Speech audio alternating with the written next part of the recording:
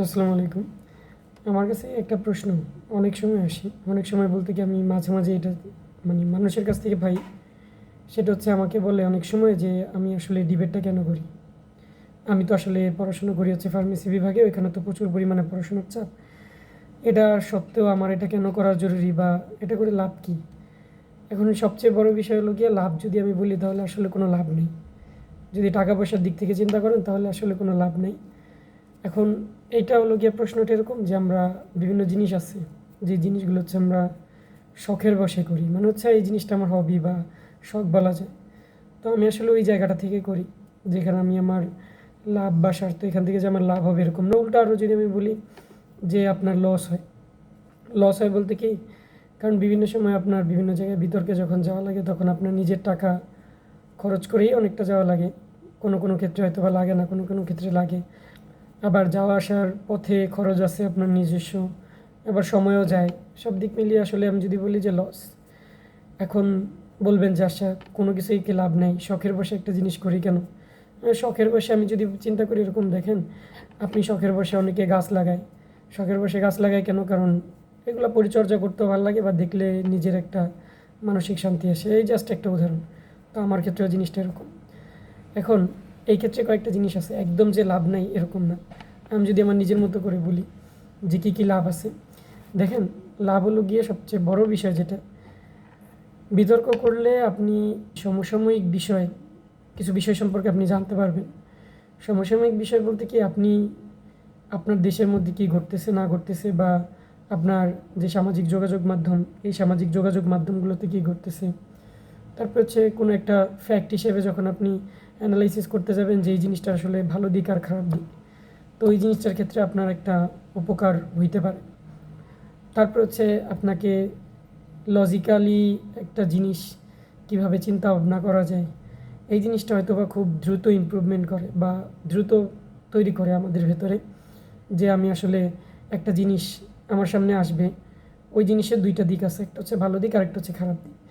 আমি ভালো দিকও গ্রহণ করতে পারি, খারাপ দিকও গ্রহণ করতে পারি। সেই সময়ে আসলে কোন জিনিসটা আমার গ্রহণ করা উচিত বা কোনটা আমি গ্রহণ করলে আমার পরবর্তী জীবনের জন্য ওই জিনিসটা আরও ভালো হবে, এই যে দুইটার মধ্যে পার্থক্য, এই জিনিসটা খুব সহজে করা যায়। তারপর হচ্ছে আরেকটা জিনিস আমি যেটা খেয়াল করছি সেটা হচ্ছে ভালো শ্রোতা হওয়া যায়, অর্থাৎ একটা জিনিস শোনাটা অনেক ইম্পর্টেন্ট। ওই জিনিসটার ক্ষেত্রে এই জিনিসটা একটু ইমপ্রুভমেন্ট করে। তো আমি যদি নর্মালি এক্সপ্লেন করে বলি, দেখেন, সমসাময়িক বিষয় সম্পর্কে কিছুটা ধারণা পাওয়া যায় এটা কীরকম। আমি রিসেন্টলি 3টা বিতর্ক বা 4টা বিতর্কের টপিকের কথা বলি। যেরকম আমি যদি একদম শেষেরটা বলি তাহলে মনে করেন যে বিটিভি বিতর্ক। বিটিভি বিতর্কের মধ্যে একটা ফ্যাক্ট নিয়ে আসলে আলোচনা হয়েছিল। সেখানে হলো গিয়েছিল আপনার যে নারীর সম্মানহানির জন্য সামাজিক যোগাযোগ মাধ্যমই আজ মূলত দায়ী কিনা। ঠিক আছে? যে আপনার সমাজে তো নারীদের বিভিন্নভাবে সম্মানহানি হয়। ওই সম্মানহানির জন্য আপনি আসলে কাকে দায়ী করতেছেন? সামাজিক যোগাযোগ মাধ্যমকে নাকি আরও অনেক ফ্যাক্টর আছে? এই ফ্যাক্টরগুলোতে এখন আপনার কাছে প্রথম ধাপে মনে হবে যে না, সামাজিক যোগাযোগ মাধ্যম যেহেতু অনেক বেশি পরিমাণে ব্যবহার করি তাহলে হয়তো বা সামাজিক যোগাযোগ মাধ্যম। কিন্তু এগুলোর মধ্যে যে আরও অনেকগুলো কারণ থাকতে পারে, আপনার সামাজিক অবকাঠামো থাকতে পারে, নৈতিক মূল্যবোধ থাকতে পারে, পারিবারিক চিন্তাভাবনা থাকতে পারে, সামাজিকীকরণ থাকতে পারে, আপনার আচার ব্যবহার থাকতে পারে, তারপরে আপনার একজন মানুষের প্রতি দৃষ্টিভঙ্গি, এই সব জিনিস যে থাকতে পারে, এই জিনিসগুলো যখন দেখা গেছে আমরা বিতর্ক করতে যাই বা আমরা যখন একটা জিনিস চিন্তা করি যে এই জিনিসের বিপরীত দিকগুলো কী কী আছে, তখন এই জিনিসগুলো আসলে বের হয়ে আসে পরিষ্কার যে না, আসলে এই জিনিসটার আরেকটা দিকও আমার কাছে আছে। বর্তমান প্রেক্ষাপটটা কী, আমার সামাজিক প্রেক্ষাপটটা আসলে কোন দিকে যাচ্ছে, এই জিনিসগুলো আসলে আমার মনে হয় যে খুব ভালোভাবে বোঝা যায়, অনেক ক্ষেত্রেই জানা যায়। দ্বিতীয়ত আমি যদি আরেকটা ডিবেটের কথা বলি, মনে করেন যে আপনার এটিএন বাংলার ডিবেট। এটিএন বাংলার ডিবেটটা ছিল হচ্ছে আপনার বাজেট সম্পর্কিত, অর্থাৎ প্রস্তাবিত বাজেটটা আপনার অর্থনৈতিক স্থিতিশীলতা বজায় রাখবে কি না। তো এই যে ডিবেটটা ছিল, এই ডিবেটটা আসলে অনেক গুরুত্বপূর্ণ একটা জিনিস ছিল, যার মাধ্যমে আমি আসলে মোটামুটিভাবে বাজেট সম্পর্কে যে আইডিয়াটা আমি পাইছি, ওই আইডিয়াটা আমি মনে হয় গত 20 বছরেও পাইনি, যে বাজেট যে কত গুরুত্বপূর্ণ একটা জিনিস। এই যে আমাদের ম্যাক্সিমাম মানুষ শুধু প্রতিদিন দেখি যে সামাজিক যোগাযোগ মাধ্যমে আপনার আলুর দাম, পেঁয়াজের দাম, তেল, মরিচ সব কিছুর দাম বাড়তি, এক কথা শেষ। তো এখানে আসলে বাজেটটা কীভাবে কাজ করে বা বাজেটটা কীভাবে কাজ করে, বাজেটটা 1 বছরের জন্য কী হিসেবে দেয়, অর্থাৎ আপনার একটা দেশের কোন কোন বিষয়ের উপরে লক্ষ্য রেখে বাজেটটা দেওয়া উচিত, আপনার বাজেট আপনার দেশকে ভবিষ্যতে কই নিয়ে যাবে সেটা আপনি আপনার বাজেট দেখে চিন্তা ভাবনা করতে পারবেন। তো এই জিনিসগুলো আসলে আমাদের চিন্তা ভাবনা করা উচিত, কিন্তু আমরা আসলে করি না। এখন আপনি যদি চিন্তা ভাবনা না করেন, এটা আসলে লস কার? আমি মনে করেন যে আজকে চিন্তা ভাবনা করতেছি না এই জিনিসটা নিয়ে। এখন আপনিও যদি মনে করেন যে চিন্তা ভাবনা না করেন, আপনি মনে করবেন যে এইসব দিয়ে আমার আসলে কী আসে যায়।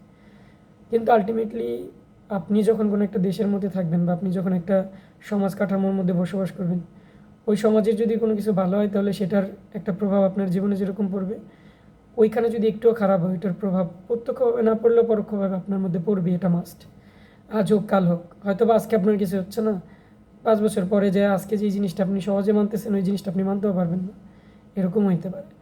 অর্থাৎ আপনার একটা সাম্যক ধারণা, যে জিনিসটা আসলে প্রত্যেকটা মানুষেরই পাওয়া উচিত, যে আমি এই জিনিসটা সম্পর্কে জানি না, এই জিনিসটা সম্পর্কে সহজে জানবো কীভাবে। এখন শুধু শুধু তো আর আমি একটা জিনিস নিয়ে জানবো না। যেমন আমার সামনে যদি এই বিষয় না আসতো, এই যে 2টা বিষয় আমি বললাম, এই বিষয় যদি আমার কাছে সামনে না আসতো, আমি কখনোই এই বিষয়গুলো নিয়ে জানতাম না বা জানতে পারতাম না। যেটা আমার আগে যেরকম অজানা ছিল ঠিক একই রকমভাবে অজানা। তো এই যে নতুন নতুন কিছু বিষয় আমি জানতে পারলাম, এই বিষয়গুলো আমার নিজের কাছে ভালো লাগলো। এই যে নতুন নতুন কিছু বিষয় জানতে পারলাম, এবং আমি জানার পর যদি আমি এটা মনে করি যে আমি জানার পর যদি আমি আরেকজন মানুষকে জানাইতে পারি, সে যদি এই জিনিসটা নিয়ে একটুও সচেতন হয় বা একটুও এই জিনিসটা নিয়ে চিন্তা ভাবনা করে, তাহলে ওই জিনিসটাই আমার লাভ। আমি যতটুকু জানতে পারছি ওই জিনিসটা আমি আরেকজনের কাছে পৌঁছে দিতে পারছি কিনা। ঠিক আছে। আরেকটা ডিবেটের সেশন ছিল আমাদের বিশ্ববিদ্যালয়ে প্রতি মঙ্গলবার, যেহেতু ডিবেটের সেশন হয়। গত সেশনে যেটা ছিল, এই যে রিসেন্ট টাইমে বাংলাদেশে যে দুর্নীতিগুলো ঘটছে, এই দুর্নীতিগুলার প্রেক্ষিতে ওইখানে একটা সাবজেক্ট ছিল এরকম যে আপনার দুর্নীতির দায়ে যারা অভিযুক্ত, এই অভিযুক্তের যে পরিবার আছে, এই পরিবারের সদস্যদেরকেও আপনি দায়ী করবেন কি না। ঠিক আছে, মানে এখানে আপনার কাছে ওপেন ফিল্ড দিছে, আপনি দায়ী করবেন কি না। সেখানে আপনি একদিকে মনে করবেন যে না, দায়ী করা উচিত না, আরেকদিকে মনে করবেন দায়ী করা উচিত।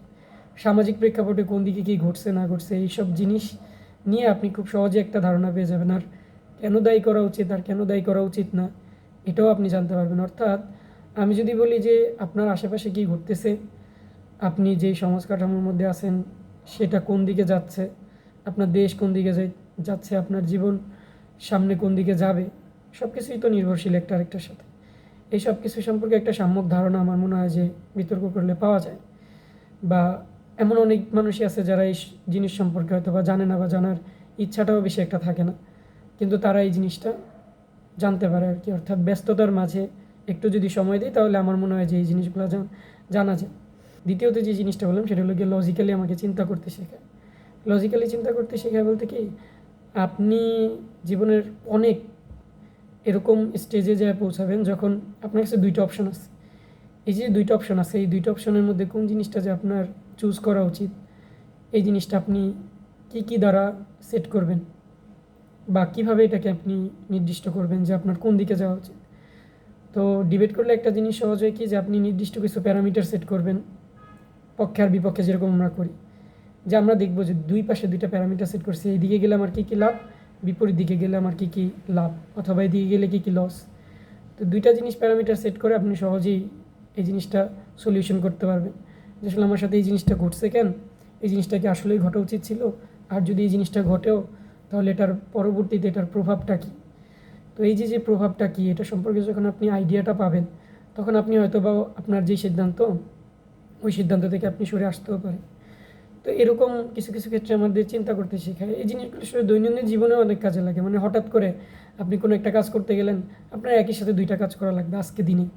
3টা বাজে একটা কাজ, 6টা বাজে একটা কাজ, কোন কাজটাকে আপনি বেশি প্রায়োরিটি দিবেন, তখন আপনার নির্দিষ্ট কিছু প্যারামিটার সেট করে যদি আপনি দিতে পারেন, তাহলে দেখবেন যে আমার মনে হয় যে কাজ করাটা অনেক সুবিধা হয়। ঠিক আছে। তারপরে যেটা আসে হলো গিয়া সবচেয়ে বেশি ভালো শ্রোতার সমস্যাটা হলো গিয়ে কি দেখেন, আমরা বর্তমান সময়ে যেই জেনারেশন, আমরা প্রচুর পরিমাণে আসলে বলতে চাই, এটা স্বাভাবিক হয়ে গেছে কেন যেন।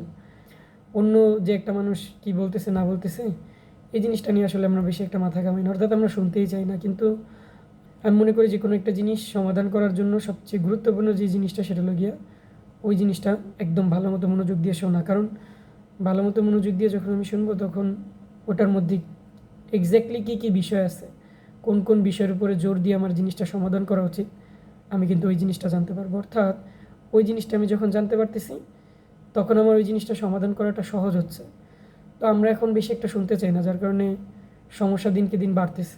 কারো কথাই শুনতে চাই না, মনে করি যে আমার মতামতই হচ্ছে সবচেয়ে বেস্ট, আমার মতামত মানলে হচ্ছে ভালো, আমার মতামত না মানলে ভালো না। অর্থাৎ আরেকজন মানুষের কাছে একটা ভালো আইডিয়া যে থাকতে পারে, এই ভালো আইডিয়াটা নিতেই তো চাই না, নেওয়ার আগে যেটা আমি শুনবো এই শুনতেই চাই না মনোযোগ দিয়ে। কারণ আপনি যখন মনোযোগ দিয়ে শুনবেন তখন হচ্ছে আপনি চিন্তা ভাবনা করতে পারবেন যে আসলে এই জিনিসটা কি ঠিক নাকি ভুল, আপনি এটা কি নিবেন নাকি নিবেন না। তো এই জিনিসটা থেকে আমরা আস্তে আস্তে সরে আসতেছি। তো সামগ্রিকভাবে এরকমই চিন্তাভাবনা, যে আপনি যদি চিন্তা করেন যে আপনার লাভ আছে কিনা, আমি বলবো যে অনেক বেশি লাভ আছে এরকম না, আবার অনেক বেশি লস আছে এরকম। এদিকে এটা অনেক বিতার্কিকের ক্ষেত্রে যারা সিনিয়র আমাদের, তারা একটা জিনিস খুব সহজেই ক্যাচ করতে পারে। মানে আপনি একটা জিনিস বলতেছেন, খুব সহজেই ধরে ফেলতেছে যে আসলে জিনিসটা কী। অর্থাৎ মোটামুটি দেখা যায় যে কম সময়ে খুব একটা প্রোডাক্টিভ কাজ যদি আপনি দেন, করে ফেলতে পারবে।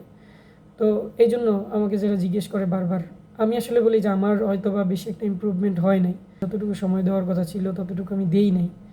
আর অবশ্য ডিবেটিং সোসাইটির সাথে আমার পথ চলা আসলে ইউনিভার্সিটিতে ওঠার পর একটু বেশি। মূলত আমি স্কুল লাইফে ডিবেট করছি অল্প অল্প, কিন্তু কলেজ লাইফে যাওয়ার পরে আমার আসলে ডিবেটের প্রতি অত বেশি একটা ইন্টেনশন ছিল না। ওইখানে আমি তত বেশি একটা কানেক্টিভিটি গড়ে তুলতে পারিনি। আমি সেইখানে সম্পূর্ণটা 2 বছর আমি কাটাইছি হচ্ছে সায়েন্স ক্লাবের সাথে। ওইখানে সায়েন্স ক্লাবের সাথে যতটুকু সময় কাটানোর পরে এরপরে যখন আমি আবার ইউনিভার্সিটিতে আসছি, আমার কাছে মনে হয়েছে যে অপশনটা আমার কাছে ভালো। একটা এক্সট্রা কোকারিকুলার অ্যাক্টিভিটির মধ্যে যদি থাকি, যদি কোনো জিনিস জানতে পারি বা কোনো জিনিস শিখতে পারি, তাহলে আমার কাছে মনে হয় যে ভালো। জাস্ট এই জায়গাটা হিসাব রেখে কোনো লাভ আছে বা আমি এখান থেকে অনেক কিছু পাবো, এরকম কোনো ইন্টেনশন নিয়ে না। এটা আমার হবি বা শখ। আমি মনে করি যে যদি কোনো মানুষ চিন্তা ভাবনার প্রসার অনেক ভালো মতো ঘটাতে চায় এবং সেই মানুষ যদি নিজে একজন ভালো চিন্তাশীল মানুষ হতে চায়, খুব সহজে যদি কোনো জিনিসের সমাধান করতে চায়, তাহলে আমার মনে হয় যে সে ডিবেটটাকে পছন্দ করলে করতে পারে, অর্থাৎ একটা অপশন হিসেবে নিতে পারে। অনেক ক্ষেত্রেই যাদের প্রচুর পরিমাণে ডিপ্রেশন আছে বা প্রচুর পরিমাণে সমস্যা আছে, তারা দেখা যায় যে খুব সহজেই হয়তোবা সারভাইভ করতে পারবে, এটার মাধ্যমে হয়তোবা বুঝতে পারবে যে আসলে কোন সময় আমার কী জিনিসটা করা উচিত।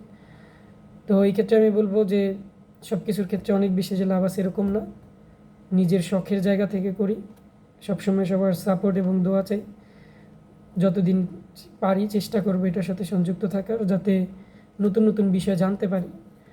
আর আমার চিন্তা ভাবনা এরকম আছে যে আমি যেই জিনিসগুলো জানতে পারছি, এই জিনিসগুলো আমি আস্তে আস্তে পরবর্তীতে অন্যদেরকে জানানোর চেষ্টা করব। এখানে সবাই যে আমার জিনিস গ্রহণ করবে বা সবাই যে আমার জিনিসটা নেবে, এরকম আশাও করি না কখনো। কেন করি না? কারণ সবাই নেবেন এটা স্বাভাবিক। যদি ওই একজন মানুষকে আমি এই জিনিসটা বোঝাইতে পারি যে এই জিনিসটার জন্য এই জিনিসটা দায়ী, অর্থাৎ আপনি এই জিনিসটা থেকে সরে আসেন অথবা আপনি এইভাবে সচেতন হন, যে কোনো একটা বিষয়, কয়েকটা জিনিস যদি আমি তারে বুঝে কোন জিনিসটা ভালো, কোন জিনিসটা খারাপ, কোন জিনিসটা বেছে নেওয়া উচিত, কোন জিনিসটা বেছে নেওয়া উচিত না, নিবে সেই। আমি জাস্ট তুলনামূলকভাবে বললাম যে আমি আজকে এই জিনিসটা শিখছি, তাহলে আপনি এই জিনিসটা দেখেন যে কোন জিনিসটা ভালো, কোন জিনিসটা খারাপ। অর্থাৎ ডিবেটের ক্ষেত্রে যেই জিনিসগুলো আমাদের সামনে আসে, এই জিনিসগুলো যদি কয়েকটা দেই, আমি চেষ্টা করব যে কয়েকটা দেওয়ার। হয়তো বা সময় পাই না, সুযোগ নেই। যদি সময় পাই কয়েকটা বিষয় সম্পর্কে আলোচনা করার চেষ্টা করব। যদি পারি তাহলে হয়তো বা বোঝা যাবে যে কিছুটা, যে কী কারণে আসলে কোনটা হয় না হয়। এই পর্যন্তই। আল্লাহ হাফেজ, ভালো থাকবেন সবাই, দোয়া করবেন।